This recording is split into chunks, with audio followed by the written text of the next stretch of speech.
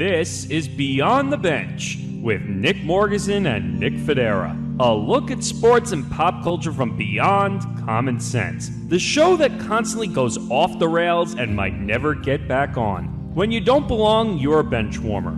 On this show, there's no riding the bench. This is Beyond the Bench on the Empty the Bench Podcast Network.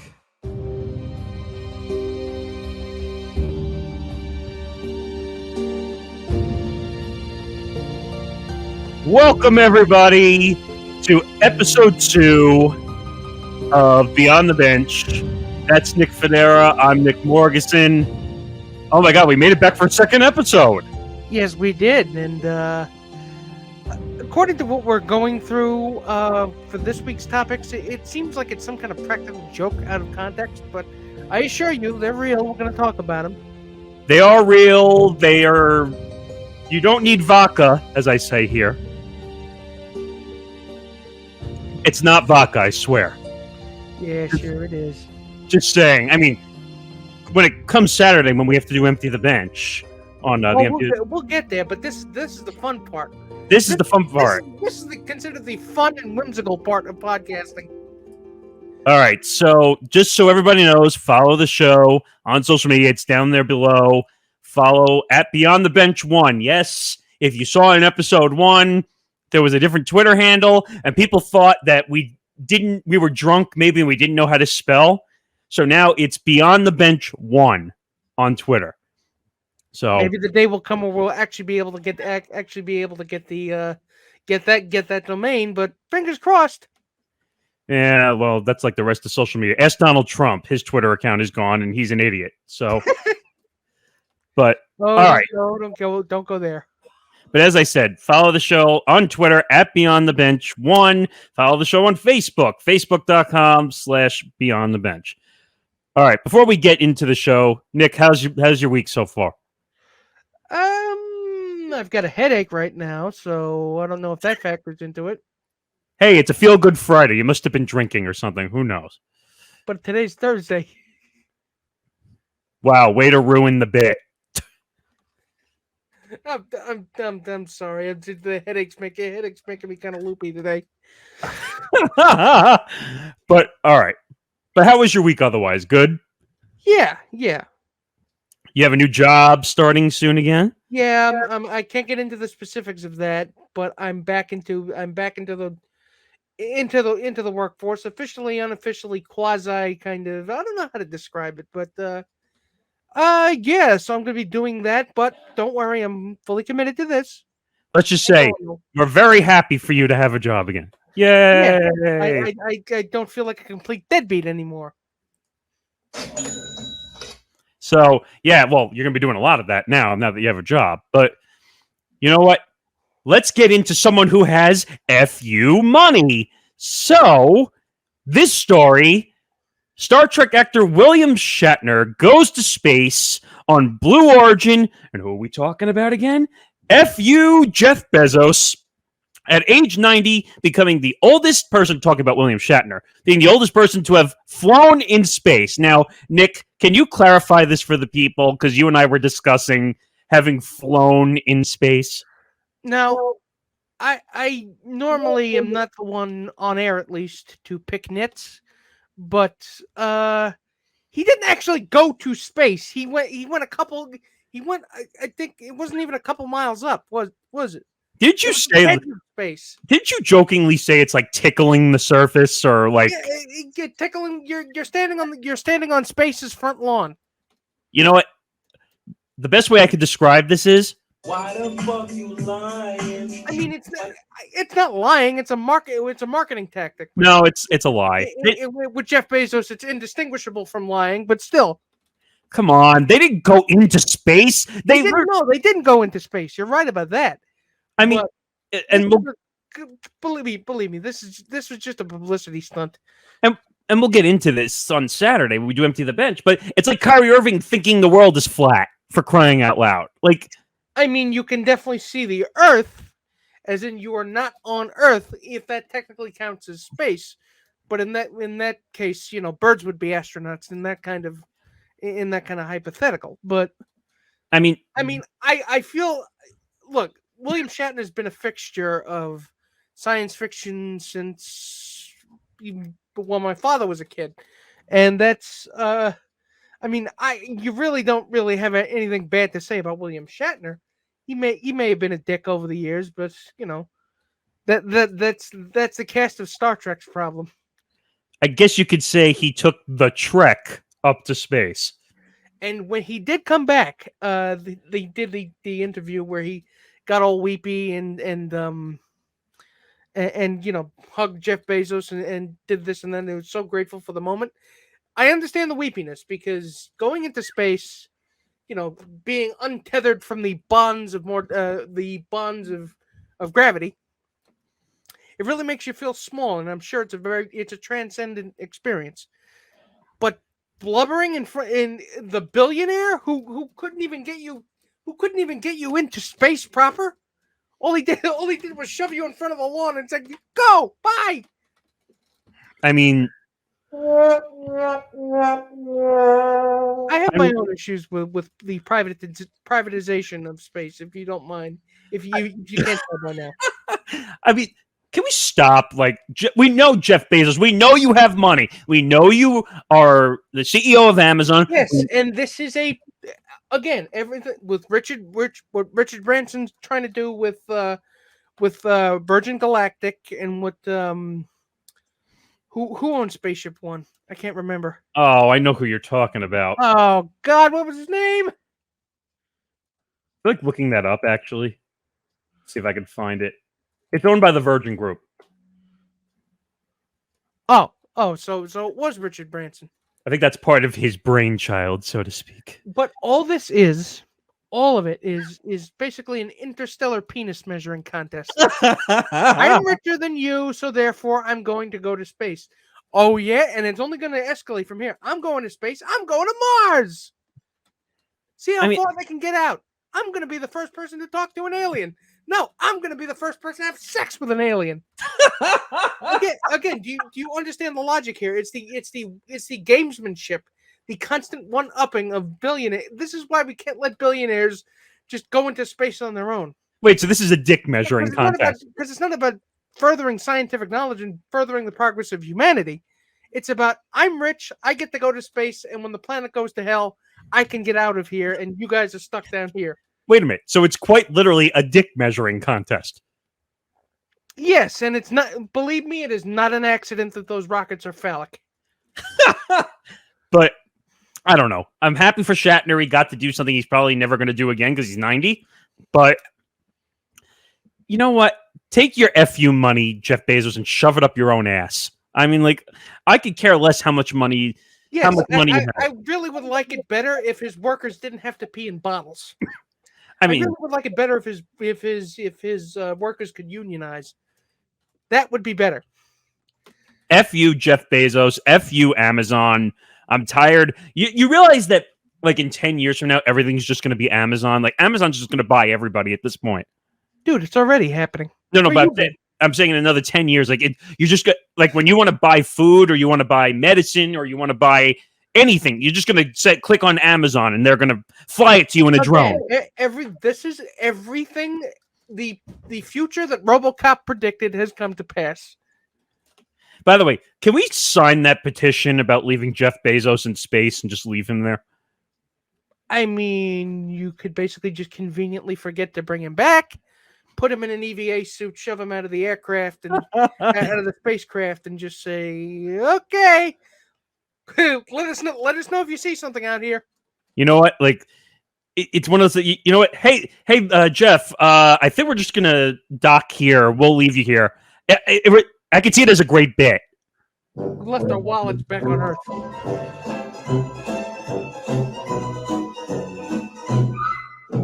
It would be such a great bit. By the way, I think Curb Your Enthusiasm is coming back with their 11th season, by the way. Tell me that wouldn't be a good... Speaking of Larry, tell me that wouldn't be a Seinfeld joke. Yes, it would. It totally would. The richest man in the world decides to go to space. That would be such a great Seinfeld bit, or any comedy bit. That would be great. But I don't know. We need Jerry Seinfeld as a joke writer on the show. We do. Well, Maybe his jokes, not his Mets takes. Oof. Well, you know what? I'm tired of his comedians and cars getting coffee or whatever it's called. Yes, we know you're better than us, Jerry. You know Well, more famous people than we do. We get it. him and his reportedly young women relationships, but that's neither here nor there at this point. That's a completely different can of worms. You don't want to don't piss people off too much tonight, huh? It's only episode 2. We don't want to get people throwing eggs at us yet. Yep. But speaking of weird stories, and we're really going to jump off the rails. And and you know what? I have an even better way to put this. We're going to start tugging off the rails. So a story comes out on Twitter, an unconfirmed map of Pornhub searches by state is really tugging at our heartstrings. Now, what stood out to me when I saw this map, because of course nothing gets past him if it's weird or crazy. He brings it up during pre-show meetings, so I can't get away from it. But the thing that jumps out at me is the unconfirmed map, which is, I think they know, they just didn't want to actually double check and say yes. They don't want to admit that yes, those actually are the searches because we looked. I mean, this is nuts! Nuts! I tell you. A lot of it is, I'm no porn enthusiast, but and I'm no expert, but a lot of it was like the vanilla stuff like librarian and threesome and lesbian lubrication products, whatever the fuck it is. Oh, I'm looking at the map now. So MILF, lesbian, librarian, MILF, ebony, BDSM, and then there was one that really got me confused, and it was in Tennessee. So Kevin James is the search term. Kevin James, as in King of Queens, as in Paul Blart Mall Cop. I have questions, but I'm not sure if I want to know the answer to it. Well, I'll give you one response. What the f-? I mean, really? That's how Kevin James has got to feel. I mean, imagine what that does to the man's self-esteem. You don't think he's happy about that? Come on, he's probably getting off on that. No pun intended. I mean, yeah, your self-esteem has got to rise a little bit if people are somehow pleasuring themselves to you in some strange way. Well, hopefully Kevin James never hears this, but that's not exactly the most attractive man by any sense, if you think about it. And there's nothing more erotic than two pasty white guys talking about porn on a podcast. Nothing hotter than that. I just when these maps, we've seen these types of things come out before on social media. Where, and by the way, and half of Twitter is like, "You guys are into that," and the other half is like, "Are you kidding? That's just scratching the surface." You were so choked up over it. I know. What I don't get with these maps when they come out, my favorite is the candy maps or the food maps. Like when they say what the most popular food is in certain areas, those are the ones I like. But I do not need to know under any circumstances what people are pleasuring themselves to. Well, you know what's interesting, Nick, that we don't realize, and a lot of people didn't realize when I went back to look at it, they're not actually saying on the map whether it's for pleasuring options. They just say that it's according to Pornhub. So, in technicality, they're not saying it has to do with pleasuring options. I mean, but that's the way the map made it seem, though. I'm just saying, this is kind of our imagination seeking. Yeah, because the American culture is simultaneously really horny yet really puritanical at the same time. You know who this map would really be good for, actually, now that I'm thinking about it? Woo! Ric Flair. Ric Flair, I'm surprised Ric Flair's not on that list. You mean it's Ric Flair instead of Kevin James? That would have made more sense, at least. That would have made more sense. Reportedly getting it on a train I really didn't need to know that. Now I'm going to hang on. Let me see if I can stick something in my ears. See if I can get rid of that mental image. Please don't do that again. I'll save you.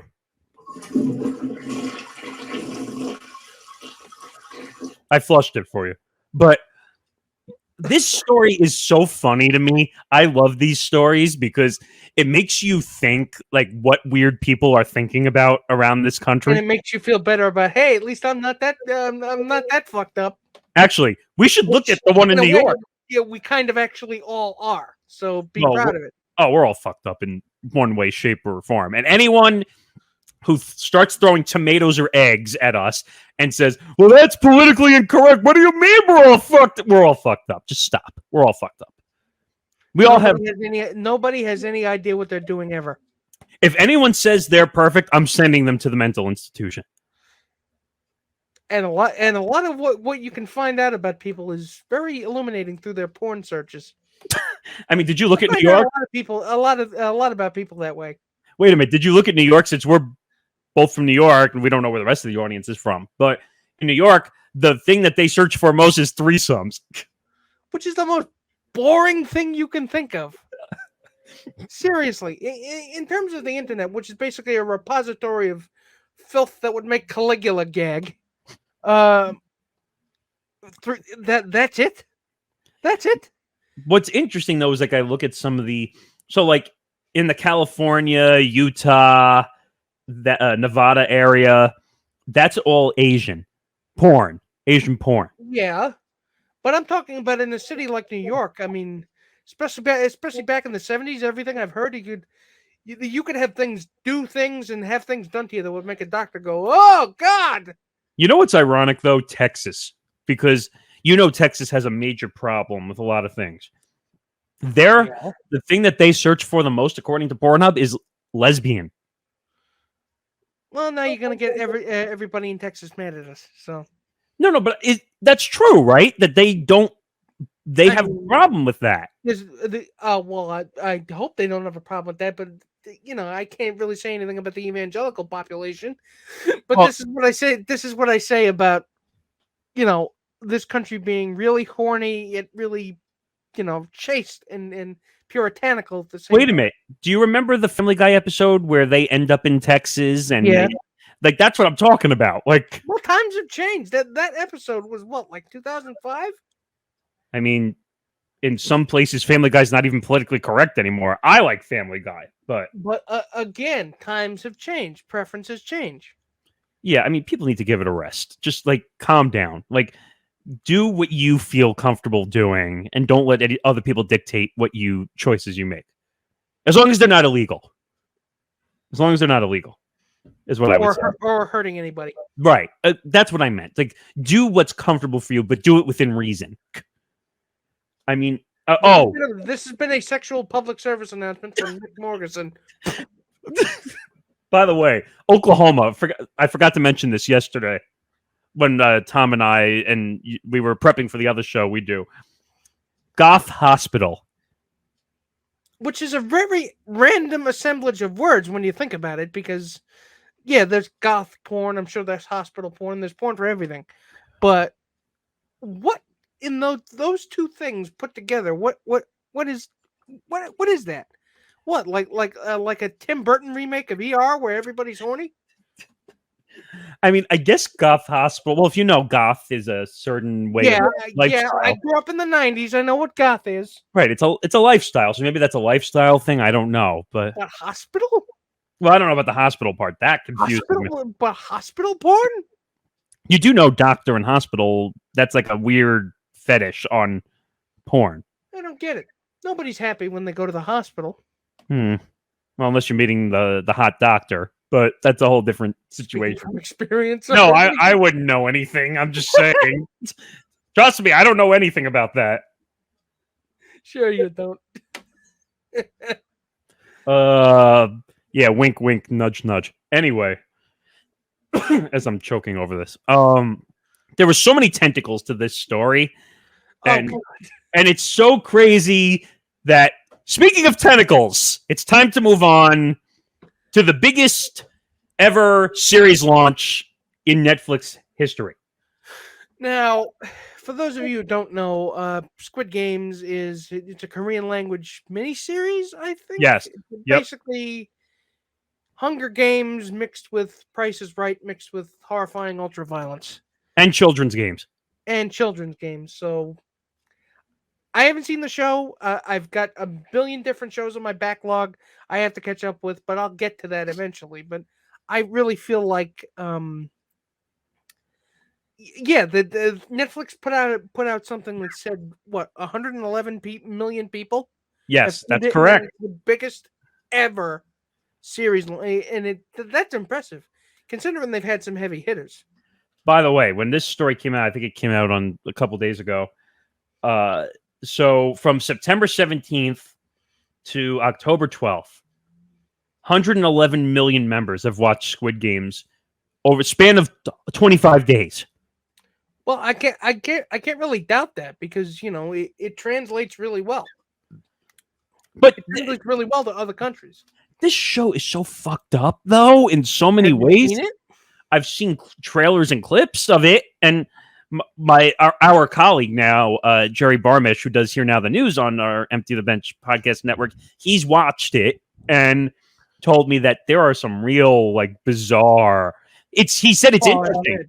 He said it's interesting, and from the clips and trailers I've seen, it's interesting, but it's bizarre from a standpoint of basically what happens is, and I'm not spoiling it because I haven't watched it, is you play a bunch of children's games, essentially, like Red Rover and Red Light, Green Light. And I saw the honest trailer. So, and what happens is they're playing for $500 million or something. The equivalent of $500 million. And what happens is if you lose, you die. But I mean, of course, it's screwed up, but it's something that I think that a lot of people, and that's one of the good things that streaming has done. It's exposed people to a lot of content that they wouldn't be normally exposed to, nor would they want to be. Because think about the average American, media consumer. If it's not in English, it don't count. But that's not true. Now that you're starting to get more exposure to international programming, and I mean, for God's sake, Parasite won the best picture Oscar a couple years back, and by the way, it's a great movie. You really should see it. But it's a good thing to see because if there's one thing that we all should do more of is diversify the media diet a little bit.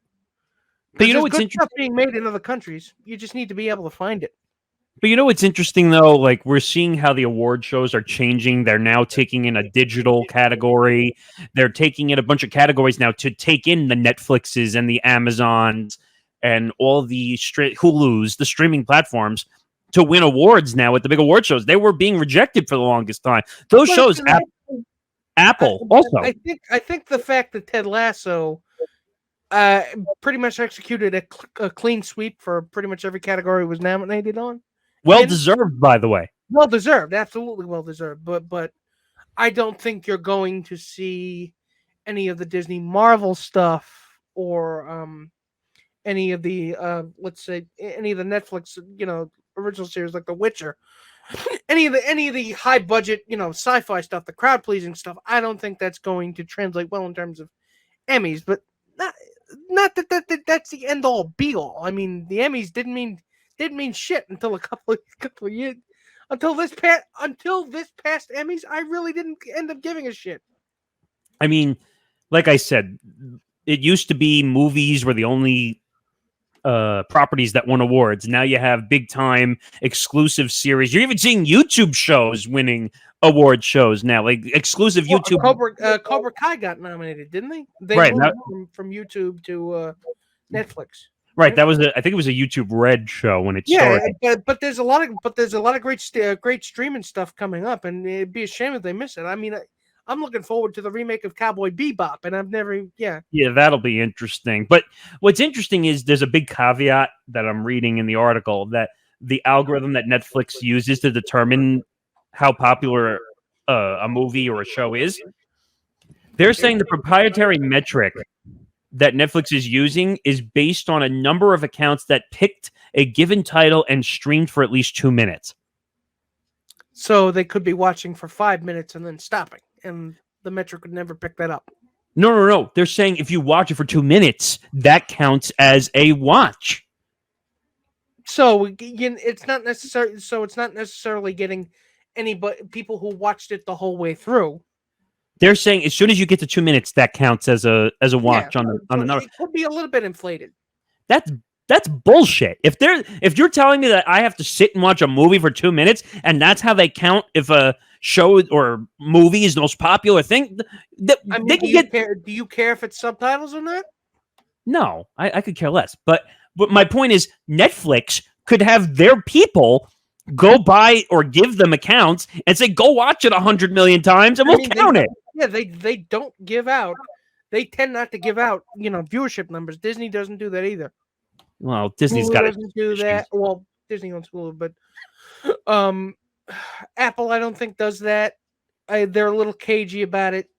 I hate the one thing I really hate is that these companies, and this happens in radio too, where I came from, they don't give ratings for anything.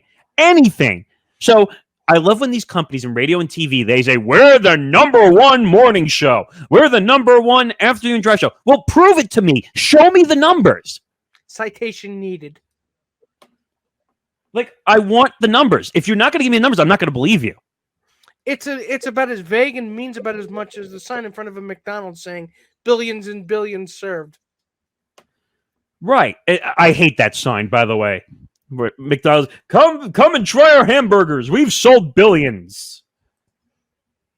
I don't get it. Do you? Great. Now we're never going to get sponsored by McDonald's. My bad. I mean, but don't get me wrong. Squid Games is great. From the trailers I saw, and it looks like it's going to be good. Would I watch it personally? I'm not 100% sure. I might try and watch it. But going back to the Apple thing for a second, The Morning Show. That show did amazing. And my brother keeps trying to get me to watch it. I just can't. I'm trying to find time, but there's not enough hours in the day. My parents tried to get me to watch it. I just sometimes I'm more into watching football and watching sports. But apparently it did really well. Did you see the amount of names they got on The Morning Show? Oh yeah. But you have Carell. But that's how they get you in, don't they?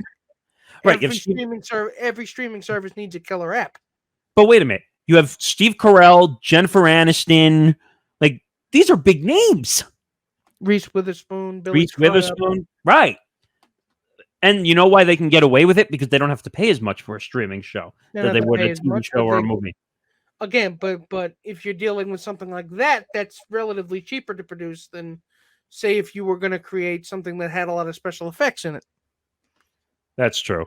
All right. So, speaking of smashing the numbers, let's go from one weird situation to another. Smash Mouth singer Steve Harwell, all of a sudden, out of the blue, retires after a Disoriented New York concert. Now, I love Smash Mouth. You grew up in the 90s on Smash Mouth. I grew up with Smash Mouth being around. And the only reason they were around is because of Mystery Man and then Shrek. And they played that friggin' song to death. And imagine my surprise years later when it showed up in my YouTube feed in a billion different versions of it. But Smash Mouth, I think they've gotten kind of a bad rep because it's like, oh, it's a song from Shrek, and they've been around longer than you think. They've been around since the early 90s. I mean, or earlier even. If there's any fate crueler for 90s bands, it's when your song becomes a meme. God, it's crazy. I mean, Rick Astley kind of leaned into it, and he had himself like a career renaissance because of it, but he's the exception, I think, not the rule. By the way, not to interrupt this story for a second, I just noticed that Bill Clinton reportedly is in the hospital. Really? That just broke all over social media, by the way. Hang on, let me see. It's being reported by everyone and my friends are messaging me saying that, yeah, it's all over the he's been hospitalized with possible sepsis. Oh, crap. Oh, crap. That's not good. So Bill Clinton, former president, 75 years old, reportedly hospitalized. Let me take this off the graphic for a second. Bill Clinton, 75, has been hospitalized with possible sepsis in California. He's in the ICU. Hopefully good spirits. Hopefully he gets out soon. Boy. Not that we need any more big names passing away during the COVID pandemic. We've had enough of that already. Oh, for God's sake. I mean, wow. Yeah, that kind of sucks. But again, I mean, he's hoping he gets out of it. Sepsis is no joke, though. Can I just say one thing, though, about this COVID pandemic? You and I have been discussing this a lot. We haven't had a chance to actually discuss this separately from sports. But I'm getting really tired of how people are acting during this pandemic and how people are just saying, F you, I'm going to not wear a mask. I'm going to do this, and this is going to get us in trouble, and people are going to scream and yell, but whatever. And we're seeing COVID come back. I know, and we did what we were supposed to do, but I hate it. I hate it that people could be so selfish. I hate it. I mean, because it affects everybody else. But Bill Clinton, you really shouldn't worry because he's the former president. He's going to get the best care. I hope so. I mean, but in terms of the times that we're living. It should concern you that ICU beds are full and people who need them for other things can't get them. So they die of preventable things. It's crazy. When we find out more information, we'll get it. But unfortunately, Bill Clinton, 75 years old, hospitalized with sepsis in California. We'll get back to that. But okay, let's go back to this story. So I heard he's a wacko, Steve Harwell. I mean, if his Twitter presence has anything to do with it, I would say he's a few clowns short of a circus. But if he truly does have medical issues he's been dealing with, touring is not the best thing. Maybe it is better for you for your mental health to just hang him up. It's not like you don't have money. I mean, hey, now you're not an all-star after this performance. Sorry for the bad pun, but yes. Ow, that hurts. But speaking of unfortunate situations, again, Howie Mandel has a medical incident at a Starbucks. So, in case you're wondering, he's okay now, so you don't freak out. So he's okay, but we can't afford to lose another game show host. So please get better. Game show host, judge, all the same. But yes. Apparently, according to him, the quote was, I was dehydrated or had low blood sugar. I appreciate the great doctors and nurses that took such good care of me. Thank you to everyone who reached out, but I'm doing good. That's good to know. This Howie Mandel, first of all, been around forever. He's 65 years old. Did you know that? Mm-hmm. I remember watching his stand-up when he had hair. They used to play clips of his stand-up really late at night on HBO. I mean, I saw him 1 or 2 o'clock in the morning, but he kind of disappeared for a while, and then he showed back up again when I was in middle school. And they did the Deal or No Deal. I saw him at Westbury Music Fair here on Long Island. His stand-up is actually really funny. He's really funny, but I love that he jokes about his OCD though. Like it's but it seems like back then I don't think people knew how to report on it and not make him sound like there was something wrong with him. What was the name of that show he did, by the way? That kids show that he did. I can't remember all of a sudden. Bobby's World? That's it. Yeah. You remember that?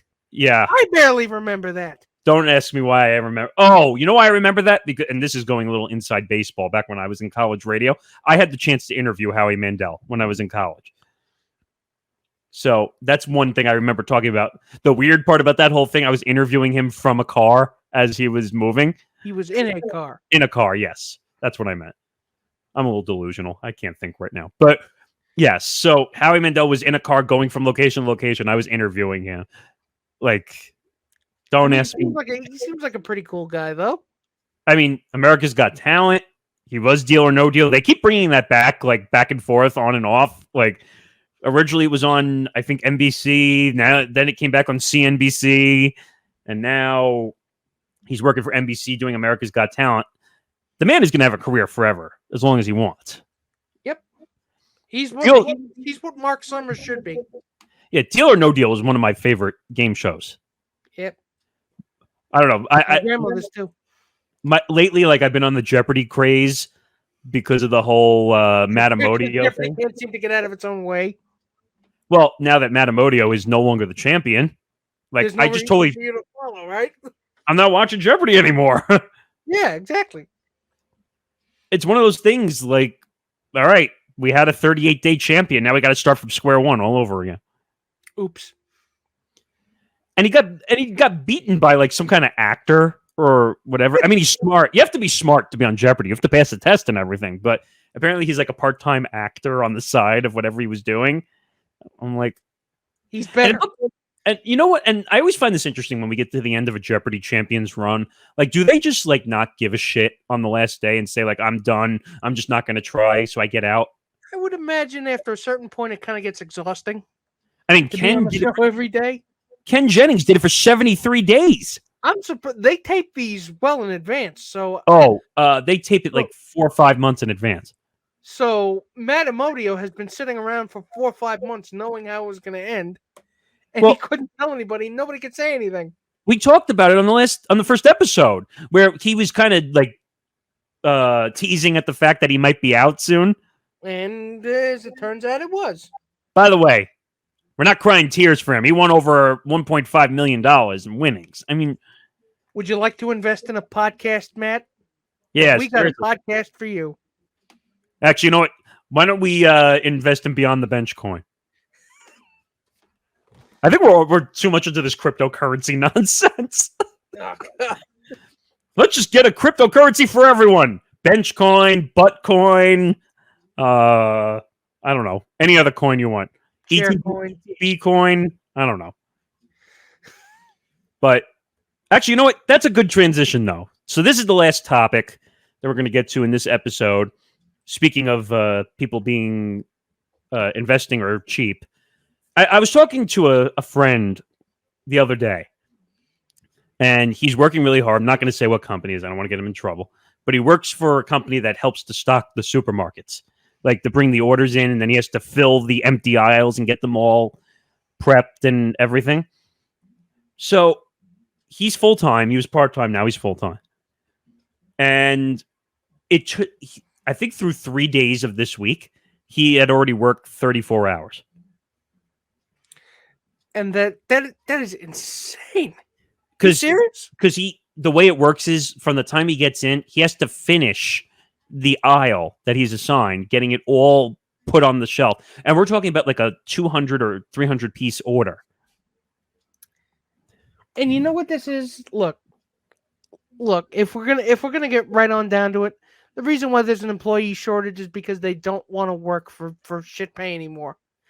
If anything, if the pandemic has done anything, if there's anything that could be even remotely referred to as a silver lining, if there is such a thing in a pandemic in which 700,000 people have died, is that people have started to take stock of who they are and what they want to be. And, you know, it's just not worth it to risk your health, risk your sanity, and risk everything else.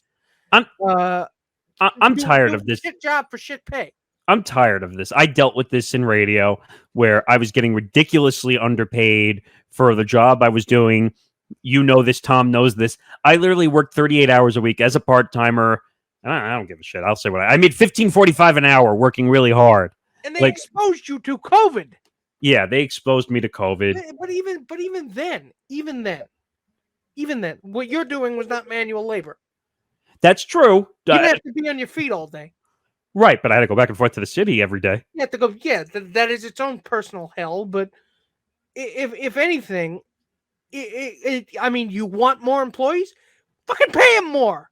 That's the solution. I That's the love this solution to though, everything. because the radio business is trying to figure out why can't we keep people employed. Well, psst, newsflash: pay your employees. You got to pay them. And don't get me wrong, I'm not completely oblivious to the fact the radio business is dying. I know from being in it for 4 years. Radio is going like this, and podcasting is going like this. So that's why we're doing this, and I'm not sitting in a radio station right now. Because the idea is to grow off of content. And understood, but you know, this is not a problem that's strictly limited to radio. This is pretty much everywhere. Right, but my point is that there's no money to be had. So what these companies do, radio and regular companies included, they expect you to do 10 jobs for the price of one. If they hire you at all, because you could have all the qualifications and they still not hire you. Or you could be, or you could do everything they tell you to do, and then they still tell you to go fuck yourself. I mean, I'll give you a clear example.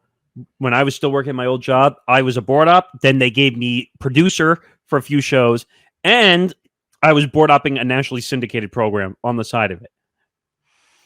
And it sucks. I mean, I remember you used to have pre-show meetings with us on home from the coming home from the city, and you just look worn down. Well, yeah, when you work 8 hours a day and you're working a full-time schedule as a part-timer, you're like, fuck you. I want my money, and you're not paying me enough. Like, well, you're so delirious with fatigue. You don't even know which end is up anymore. And what people don't realize, when I was going back and forth, that adds to the time. Like, it takes me almost an hour each way. Like, so that's on top of like working. Now, don't get me wrong. Getting to not Times Square, getting to Penn Station, and back to Long Island. It's not. You have to transfer trains. That's the other thing. You have to transfer from the MTA to the LIRR. Well, I got on it. Well, I have no problem going from Higgsville Station to directly to Penn Station, so I didn't have to transfer. But it's a pain in the ass, no matter how you get there, though. Right, and I'll go back to which was a fair point that you made. It's not just radio; it's everybody. Everybody is struggling. A lot of companies are struggling because you know what they're doing now? They're saying, "Oh, wait, you can do your jobs from home. We don't need to pay you very much." Or if anything, no, you do need to pay them more. Otherwise, you're not going to get people to do them in jobs in the first place. Maybe if you paid them, and this seems to be a block with so many business owners, like, why aren't they showing? Well, you know what? Since you're not paying them enough to keep a roof over their head, they're doing the kind of mental calculus. Do I sacrifice my health? Or do I sacrifice my paycheck? And what's my paycheck? $8? Yeah, I think I could do with that. I mean, what people don't realize is during the pandemic, like, people were making more money staying at home than they were going into the city or going into work. Yeah, because they realized just how useless commuting actually is. If you can do the job from home, do the job from home. It saves the business money, not having to house everybody anywhere and actually having to pay property taxes on the office space. But you know what's interesting? You don't fucking need. But what's interesting also, if it wasn't for the pandemic, I think in a few years anyway, the telecommuting would have taken over in a couple of years anyway. Yeah, we're clearly heading in that direction. I think the pandemic just forced it. It accelerated it. It really did. Because to be quite honest, why travel an hour into the city if I can go work from my computer, if I could do social media, if I can do my business job, if I could do anything from my office in my own house? But you want productive workers? Pay them more. Simple. Actually, and the studies have proven also that if you really should not be peeing on their heads and telling them it's raining. Well, that's true. But I was going to say, the studies show that you actually are more productive in an environment that you're comfortable with. Again, this is all obvious. This should be obvious that a friggin' amoeba could give you that answer. But it seems to not register with so many people in this country. It's like, come on. But is this everybody sees it? Is this supply and demand though, or do you think this is just stupidity? This is just late capitalism. I'm trying to wring every single dollar I can with expending the minimum amount of effort and the minimum amount of resources to keep people happy so they don't resent me. You want to know why everybody's pissed off nowadays? Why? That's exactly why. Why, money? Yes, because it's unfair and people are tired of hiding they're tired of pretending it isn't. It's crazy, and people don't realize this also. Like being from like the two of us being from New York, it's different from other states. But living wages in New York are different than most states.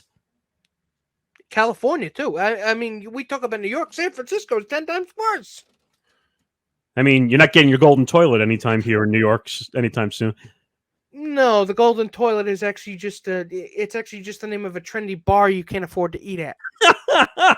But like, look at New York, look at California, look at San Francisco, Chicago, all the big market areas. Like, you can't afford to live in these places because nobody can afford anything. Why do you think? Again, I ask, why do you think people are so angry? Because they can't afford to pay their bills. Can't afford to do things they were promised they'd be able to do if they went to college, if they got a good education, if they went and got their masters and got a better education, if they went and got their doctorate and they got an even better education. They saved money. They did this. They worked 2 jobs, 3 jobs, 4 jobs, and you know what? It still didn't turn out the way you wanted. So you're gonna look at that and tell me that people aren't angry? You're gonna tell me people are just fine with that? And you know what? Can we tell like Jimmy Kimmel and Fallon and all these assholes and late night television to stop with the politics? It's a political stance. Why people won't do things? Shut up. Oh, mask wearing is that's another that's an entirely different can of worms. No, be here all night talk about that. No. But I'm saying this political BS when it comes to, well, because of politics, people are not making the money they should, and the mandates and blah blah blah blah blah blah blah. Like, stop. Shut up. It's a bunch of bahooey. I really would like to not be lectured by a rich guy as to why I'm still poor.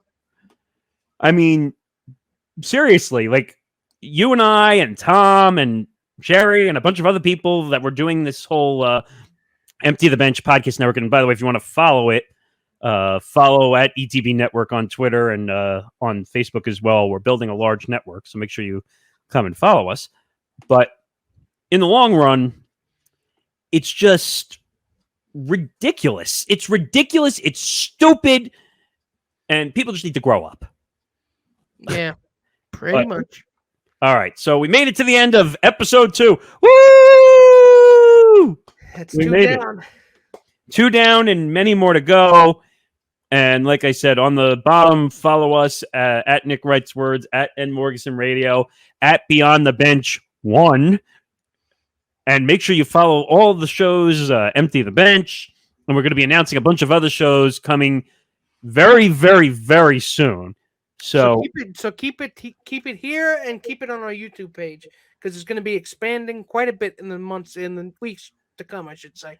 And actually, our third show that launched on our YouTube channel, Here Now the News, which is Jerry Barmish, the guy I mentioned before. The first episode that he brought over to us was an interview with Yankee broadcasting legend Ken Singleton, which is a hell of a way to make a first impression if you've got the chance. 25 years in the broadcasting game, legend for the S Network, legend as a baseball player of the Baltimore Orioles and other teams. So make sure you go check that out. We're technically working for him. It's not the other way around. What do you mean we're working for him? He's got 25 years of experience. He's working with us. Working with us, whatever. Yeah. But It is what it is. So go check that out. Go check out Empty the Bench. Go check out Beyond the Bench. There's a lot of other shows coming, and follow at ETB Network. So for Nick Fodera, I'm Nick Morgasen. We'll see you around. Good night, everybody. See you back on the bench.